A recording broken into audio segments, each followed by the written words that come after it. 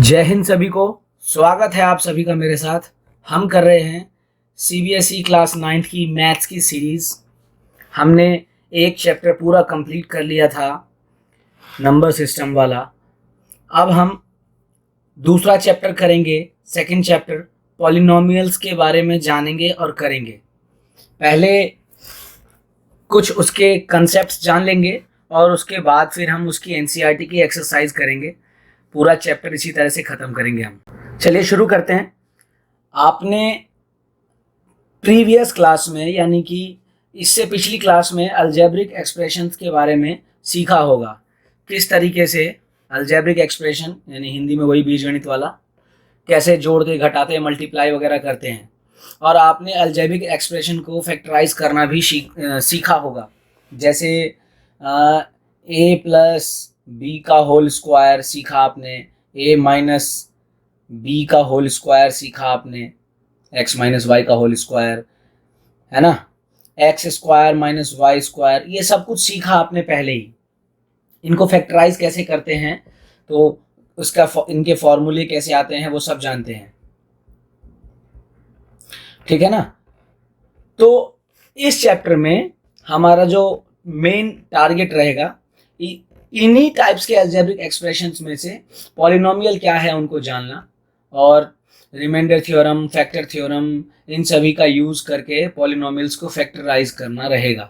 Polynomial में एक सबसे इम्पॉर्टेंट टर्म है जो आपको जानना है, वो है वेरिएबल्स क्या होते हैं, ठीक है।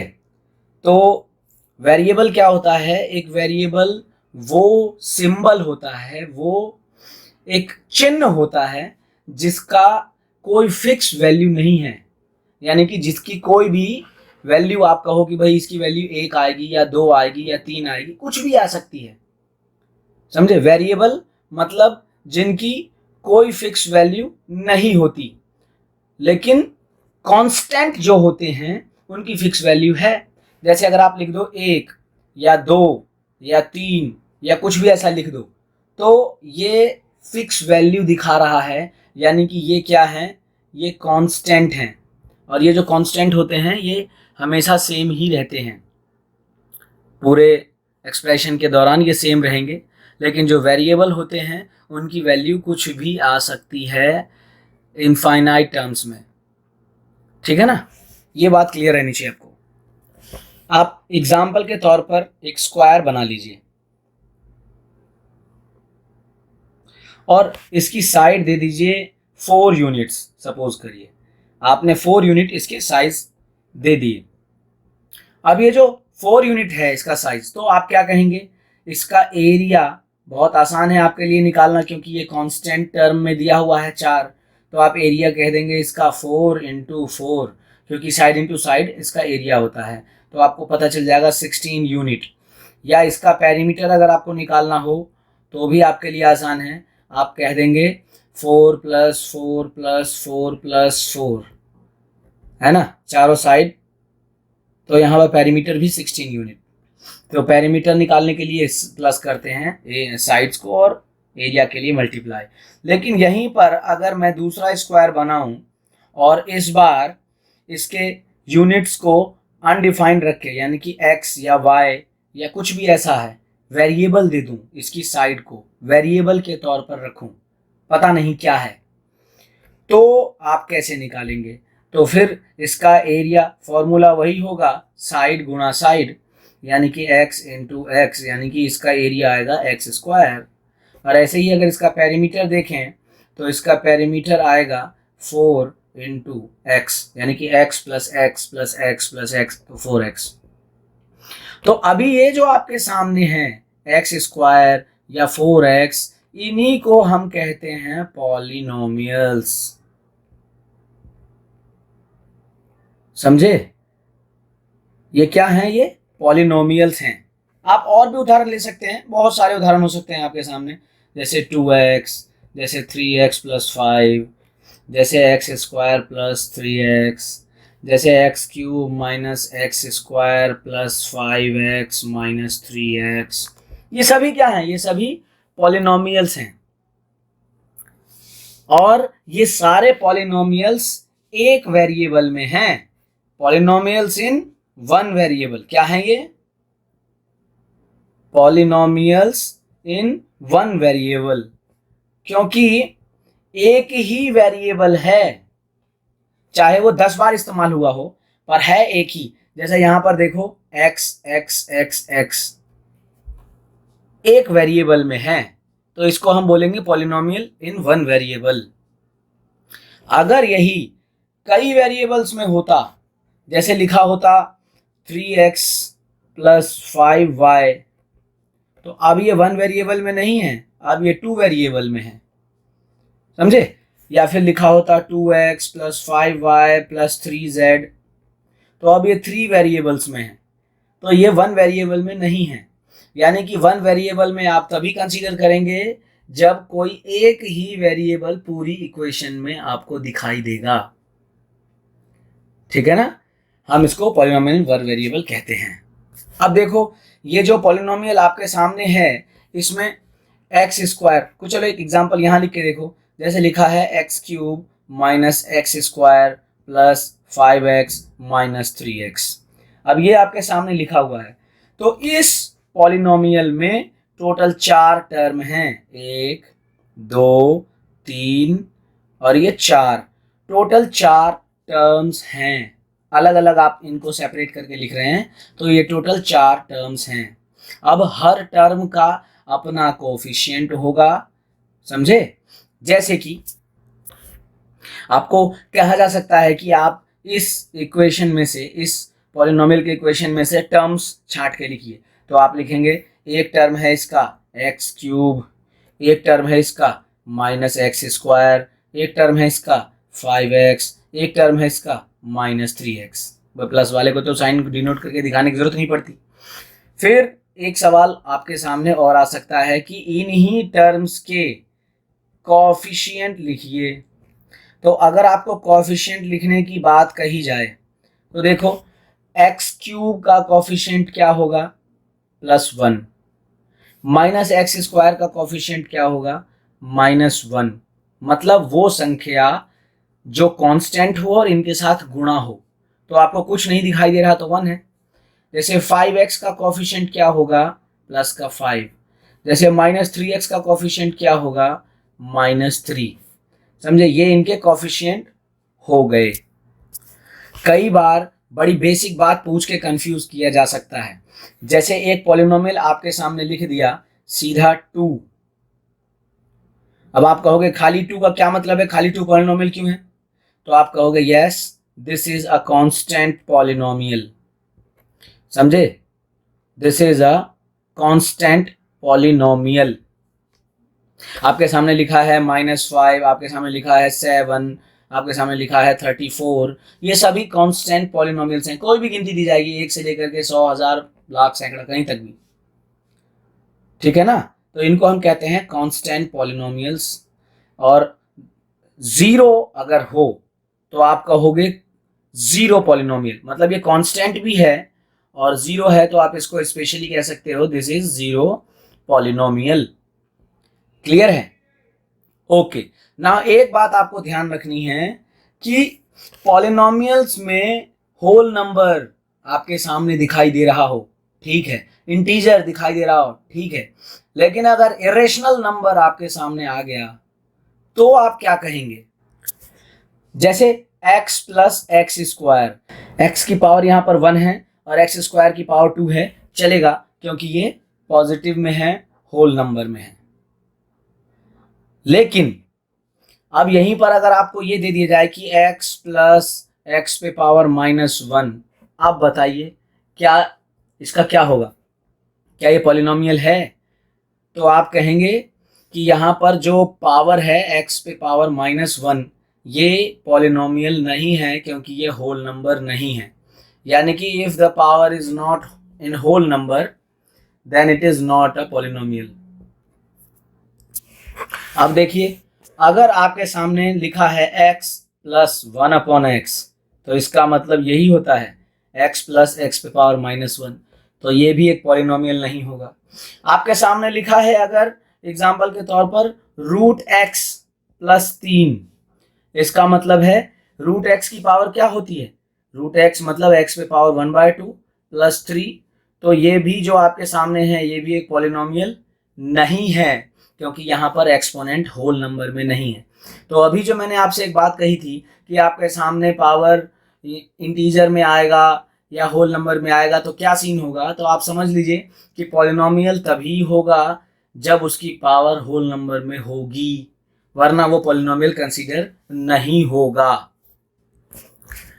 अब जानिए कि अगर वेरिएबल्स हैं पॉलिनोमियल में, मतलब जैसे अगर सपोज करो कि एक पॉलिनोमियल है आपके सामने जिसमें एक्स वेरिएबल है 2x² प्लस 5x प्लस 3, तो आप इसको डिनोट कर सकते हो कि p ब्रैकेट में x this equal to this, है ना। ऐसा ही अगर आप चाहो तो qx कर सकते हो, मर्जी है, px qx yx zx कुछ भी कर सकते हो, समझे। ब्रैकेट के अंदर जो होगा वो बताएगा कि सामने वाली इक्वेशन में पॉलिनोमियल में वेरिएबल क्या है। क्लियर है। अगर आपने लिख दिया qx equal to x³ minus 1, तो अब इसका मतलब है कि इस qx में x जो ब्रैकेट के अंदर है वो दिखा रहा है कि पॉलिनोमियल जो सामने है उसमें वेरिएबल x है। अगर आप लिख दो py, तो इसका मतलब है कि सामने जो वेरिएबल आएगा एक पॉलिनोमियल में वो y के तौर पर होगा, जैसे y³ प्लस 2y प्लस 1। तो आप इसको py लिख सकते हैं। इस तरीके से आप लिख सकते हैं इसको। एक पॉलिनोमियल कोई भी अगर आप अपने सामने लें तो उसमें फाइनाइट टर्म्स ही होंगे, यानी कि किसी भी पॉलिनोमियल में अनंत टर्म्स नहीं हो सकते, कोई तो लिमिट होती है। कितने? एक पॉलिनोमियल के अंदर हैज फाइनाइट टर्म्स, निश्चित संख्याएं होती हैं। जैसे कि अगर आप मान लो x पे पावर 100 पहला टर्म है, देखो सजा के जब लिखते हैं इसको अरेंज करके तो जो सबसे ज्यादा पावर होती है वो सबसे आगे लिखते हैं। तो आपने सबसे पहले लिख लिया x पे पावर 100, इसका मतलब आगे जो टर्म्स होंगी वो हो जाएंगी x पे पावर 99, x पे पावर 98, इस तरीके से चलते चलते x पे पावर 0 तक आ सकती है, समझे। तो ये क्या होगा, फाइनाइट टर्म्स दिखाई दे रहे हैं आपके सामने ना, 100 टर्म्स हैं इसमें। ऐसे ही आप चाहो तो 200 टर्म्स का पॉलिनोमियल ले लो, 150 टर्म्स का पॉलिनोमियल ले लो, होंगे फाइनाइट टर्म्स, ठीक है। तो अगर आपके सामने पॉलिनोमियल आता है इस तरीके से कि 2x या 2 या 5x³ या -5x² या y या u पे पावर 4 कुछ भी आता है, तो आप कह सकते हैं कि ये सभी पॉलिनोमियल्स सिर्फ सिंगल टर्म वाले हैं। और जो एक टर्म के पॉलिनोमियल्स होते हैं, मतलब ऐसे पॉलिनोमियल जिनमें सिर्फ एक टर्म है, उसे हम कहते हैं मोनोमियल। क्या कहते हैं? मोनोमियल्स। मोनो माने वन, ठीक है ना। आज देखो इसी से आपको समझ में आ गया होगा कि अगर दो टर्म के हैं जैसे x+1 या x² माइनस x या y² + 1, है ना, या x पे पावर 4 + 1, या आपके सामने आ जाए u पे पावर 13 माइनस u।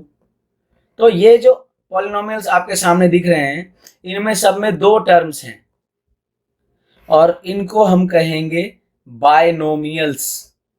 दो टर्म है तो बायनोमियल्स, एक टर्म है तो मोनोमियल्स। ऐसे ही अगर तीन टर्म्स हुए जैसे x+x², है ना, प्लस पाई अगर डिसअरेंज फॉर्म में भी है तो, या फिर अगर √2 + x माइनस x²। अब ध्यान देना, आपके मन में सवाल आ सकता है कि सर यहाँ तो √2 आ गया, आपने तो अभी हमें सिखाया था कि अगर रूट आया तो पॉलिनोमियल कैसे होगा। तो बच्चे ये कांस्टेंट टर्म है, तो कांस्टेंट टर्म पे कुछ भी पॉसिबल है, लेकिन अगर वेरिएबल्स हैं तो वेरिएबल्स की पावर होल नंबर में रहनी चाहिए। ये क्लियर होना चाहिए आपके दिमाग में, ठीक है। तो ये भी है। तो ये आपके सामने जो एग्जांपल है जैसे u + u² - 3 या y पे पावर 4 + y + 5, तो ये सभी क्या हैं? ये सभी 3 टर्म्स के पॉलिनोमियल हैं, इन सभी में 3 टर्म्स हैं, तो ये कहलाएंगे ट्राइनोमियल्स। समझे? Monomial single term, binomial double term, trinomial triple term, इस तरीके से चलता रहता है। अगर यहाँ पर 4 टर्म्स आ गए तो आप कह देंगे उसको क्वाड्रिनोमियल। समझे? ऐसे ही चलता रहता है। 5 टर्म है पेंटनोमियल, 6 है तो हेक्स, 7 है तो हेप्ट, ऐसे चलता है आगे तक। ठीक है ना? इसीलिए नॉर्मली हम मोनोमियल, बायनोमियल, ट्राइनोमियल तक की बात करते हैं, उसके आगे पॉलिनोमियल कंसीडर करके हम चलते रहते हैं। पर 4 टर्म्स को क्वाड्रिनोमियल, 5 टर्म्स, ऐसे ही इनके नेम्स हैं। ठीक है? अगर आप चाहें तो 9-10 तक याद कर सकते हैं, पर उसकी कोई ज़रूरत नहीं है। ठीक है? अच्छा, अभी एक बात और समझिए, डिग्री। क्या समझना है आपको? डिग्री ऑफ पॉलिनोमियल, एक पॉलिनोमियल की डिग्री क्या होती है। तो सपोज करो आपके सामने एक पॉलिनोमियल लिखा है 3x पे पावर 7 माइनस 4x पे पावर 6 प्लस x पे पावर 3 प्लस 9। तो अब आपसे यहाँ पूछा जाएगा कि बताइए इस पॉलिनोमियल की डिग्री क्या है। तो आप देखेंगे कि इस पूरे पॉलिनोमियल में सबसे ज़्यादा पावर किस टर्म के पास है। तो यहाँ पर इस टर्म के पास सबसे बड़ी पावर है, यानी कि x पे पावर 7, और जो सबसे बड़ी पावर होती है वो इसकी डिग्री होती है। तो इस पॉलिनोमियल की डिग्री है 7। समझे? अगर यहाँ पर लिखा होता 5y पे पावर 6 माइनस 4y पे पावर 4 माइनस 3y पे पावर 2 प्लस 7, तो इसकी डिग्री क्या हो जाती? सबसे हाईएस्ट पावर इसके साथ है तो इसकी डिग्री हो जाती 6। समझे? डिग्री क्या होती है? जो सबसे हाईएस्ट पावर होता है जिस भी टर्म के पास हो, वो उसकी डिग्री हो जाती है। और नॉन जीरो कांस्टेंट पॉलिनोमियल हो, the degree of a non zero constant polynomial, तो वो भी 0 होता है। जैसे आपके पास खाली 3 लिखा है, तो आपसे पूछा जाएगा ना कि इसकी डिग्री क्या है। तो ये कांस्टेंट पॉलिनोमियल है और ये 0 भी नहीं है, तो इसकी डिग्री भी क्या होगी? 0। इसकी डिग्री आप 1 नहीं बताएंगे। समझे? वो उसी टर्म की डिग्री पावर का काउंट होती है जिसमें वेरिएबल है। अगर वेरिएबल x है तो x की सबसे हाईएस्ट पावर, वेरिएबल y है तो y की सबसे हाईएस्ट पावर, z है तो z की सबसे हाईएस्ट पावर, जो भी वेरिएबल है। लेकिन वेरिएबल है ही नहीं, खाली कांस्टेंट है। मोनोमियल में खाली कांस्टेंट है, खाली लिखा है -34। तो अब इसका डिग्री क्या होगा? इसकी डिग्री होगी 0, क्योंकि ये कांस्टेंट पॉलिनोमियल है और 0 भी नहीं है, तो इसकी डिग्री 0। अब आपके मन में सवाल आ सकता है कि सर क्यों 0? तो मैं 3 को क्या लिख सकता हूं बताइए? मैं इसको किस रूप में लिख सकता हूं? इसको लिख सकता हूं 3x पे पावर 0। ऐसे अगर लिख दिया मैंने तो x पे पावर 0 1, तो ये 3 इंटू 1 1 ही रह जाएगा। यानी यहाँ पर x की डिग्री 0, इस टर्म में x की पावर 0, इसीलिए इस पॉलिनोमियल में 0। ठीक है ना? तो इसका मतलब है कांस्टेंट आपके पास कोई खाली पॉलिनोमियल अकेला दिखाई दे रहा है तो उसकी 0। इन एनसीईआरटी जो भी एक्सरसाइजेज होंगे आप कर डालेंगे, क्योंकि कोई मुश्किल नहीं है ये। अब यहीं पर एक और खास बात है जानने की। तो अभी जितने भी आपने देखे, जैसे एग्जाम्पल के तौर पर आप देख लीजिए 4x प्लस 5, या फिर 2y, या फिर t प्लस √2, या फिर -3, इस तरीके से ये आपके सामने पॉलिनोमियल्स दिए हुए हैं। ये सारे पॉलिनोमियल्स क्या हैं? इन सभी की डिग्री 1 है। इसमें भी डिग्री 1, इसमें डिग्री 1, इसमें डिग्री 1, इसमें नहीं, इसमें 0 है। तो चलिए इसको साइड कर दीजिए। इन बाकी सभी की जिनकी डिग्री 1 है उनको हम कहते हैं लीनियर पॉलिनोमियल। क्या कहते हैं? Linear polynomial. तो आप यूं भी कह सकते हैं कि लीनियर पॉलिनोमियल वो होते हैं जिनमें जो डिग्री होती है वो 1 होती है। ऐसे ही अगर किसी पॉलिनोमियल में डिग्री 2 हो, समझे, डिग्री अगर 2 है तो आप उसे कहेंगे क्वाड्रेटिक पॉलिनोमियल, समझे? देखो ऊपर मैंने क्वाड्रिनोमियल बताया था, क्वाड्रिनोमियल अलग चीज है जिसमें 4 टर्म्स थे, पर यहां हम टर्म्स की बात नहीं कर रहे, हम यहां पर डिग्री की बात कर रहे हैं। तो अगर हाईएस्ट पावर 2 है किसी भी पॉलिनोमियल में, उसे हम क्वाड्रेटिक पॉलिनोमियल कहेंगे। एग्जांपल देख लो, जैसे अगर 2x² + 5, बस इतना लिखा हुआ है, तो यहाँ पर हाईएस्ट पावर 2 है, इसकी डिग्री 2 है, इसे हम कहेंगे क्वाड्रेटिक पॉलिनोमियल। जैसे और एग्जांपल, जैसे 5x² + 3x + पाई, या फिर लिखा है आपके सामने x², या फिर आपके सामने लिखा है x² + 2/5x। अब यहाँ पर x पे कोई दिक्कत नहीं है। तो ये सभी जो आपके सामने हैं, ये क्या हैं? इनकी सबकी हाईएस्ट पावर 2 है, यानी कि ये सभी क्वाड्रेटिक पॉलिनोमियल हैं। अगर हाईएस्ट पावर 3 हो, यानी कि अगर डिग्री किसी भी पॉलिनोमियल की 3 है, तो हम उसको कहेंगे क्यूबिक पॉलिनोमियल, समझे भाई? एग्जाम्पल देख लो आप, क्यूबिक पॉलिनोमियल का एग्जाम्पल देख लो। एग्जाम्पल है 4x³, ये एक टर्म वाला दे दिया, या 2 टर्म वाले में दे दो 2x³ + 1, या और दे दो 5y³ + 7y² + 5, या फिर आप ऐसे दे दो 6x³ - 5x। ये जितने भी आपके पास पॉलिनोमियल नजर आ रहे हैं सामने, इन सभी की मैक्सिमम पावर यानी कि हाईएस्ट पावर 3 है, यानी कि इन सभी का डिग्री 3 है, यानी कि इनको हम कहेंगे क्यूबिक पॉलिनोमियल, है ना? अगर डिग्री 4 हो, समझे, तो हम इसको कहेंगे बाय क्वाड्रेटिक पॉलिनोमियल, समझे? इसी तरीके से चलता रहता है, 5 पे पैंट, हैग्स, इस तरीके से। खाली 4 वाले का थोड़ा सा बाय क्वाड्रेटिक थोड़ा अलग सा हो जाता है। तो ये इसी तरीके से चलते हैं। अगर कोई पॉलिनोमियल आपके सामने, पॉलिनोमियल का समूह है आपके सामने, और सब में कांस्टेंट टर्म ही है, जैसे 3 -5 -24 7, ये सभी कांस्टेंट टर्म है, तो यहां पर डिग्री क्या है? डिग्री 0। तो अगर किसी पॉलिनोमियल का डिग्री 0 है, तो हम उसे क्या कहते हैं? जीरो पॉलिनोमियल कहते हैं। हाँ, और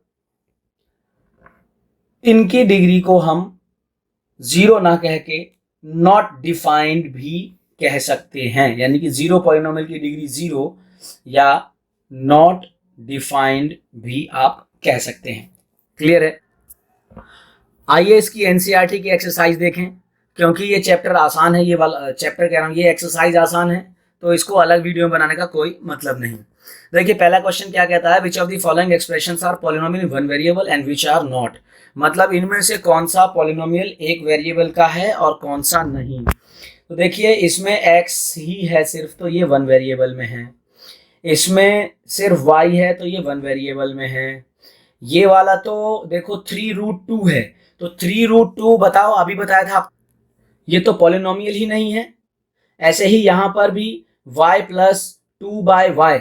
अब यहां देखो ये क्या है, y + 2/y, ये आपके नजर में क्या है?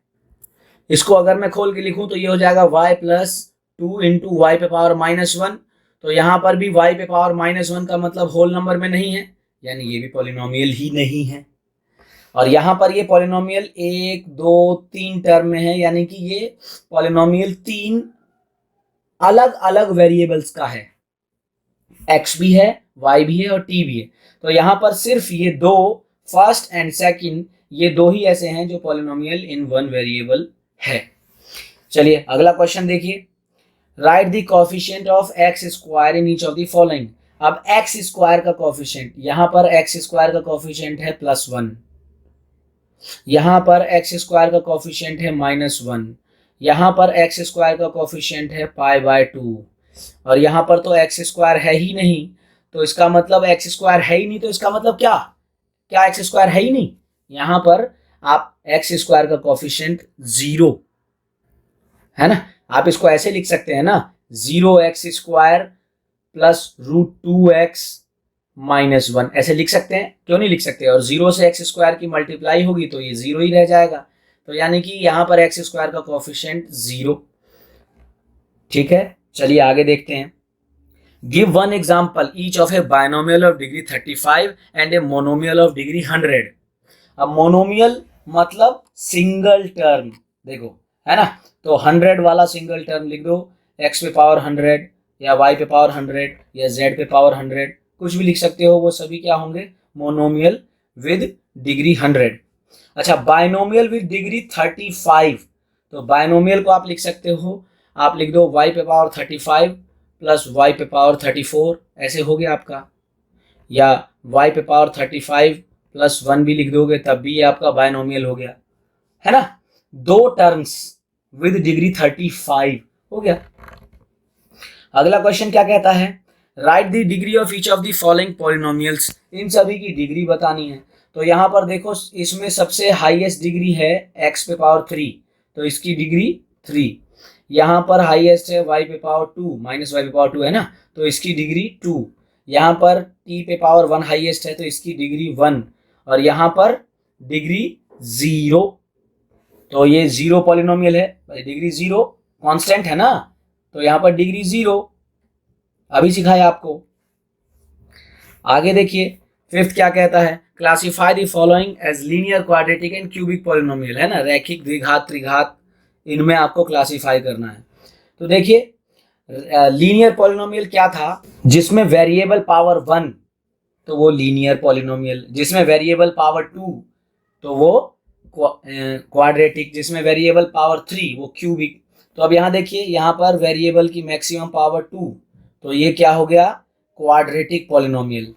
यहाँ पर वेरिएबल की मैक्सिमम पावर 3, x पे पावर 3 लिखा है, तो ये हो जाएगा क्यूबिक पॉलिनोमियल। यहाँ पर y पे पावर 2, तो ये हो जाएगा क्वाड्रेटिक पॉलिनोमियल। यहाँ पर मैक्सिमम पावर 1, तो ये हो जाएगा लीनियर पॉलिनोमियल। यहाँ पर मैक्सिमम पावर 1, तो ये हो जाएगा लीनियर पॉलिनोमियल। यहाँ पर मैक्सिमम पावर 2 है ना, r पे पावर 2 लिखा है, तो ये हो जाएगा क्वाड्रेटिक पॉलिनोमियल। और यहाँ पर 7x पे पावर 3, तो यानी कि मैक्सिमम पावर 3, तो ये हो जाएगा क्यूबिक पॉलिनोमियल। क्लियर है, हल्की, बहुत बिल्कुल हल्की सी एक्सरसाइज थी, ये हो गई आपको क्लियर। मैं उम्मीद करता हूं जो कंसेप्ट अभी आपको बताया वो बिल्कुल क्लियर हो गया होगा। एक बार में नहीं आए तो वीडियो को 2 बार 3 बार देखिए, समझ में आ जाएगा, आपको कहीं भी दूसरे के पास जाने की जरूरत नहीं पड़ेगी। लगे रहिए मेरे साथ, सीखते रहिए। जय हिंद।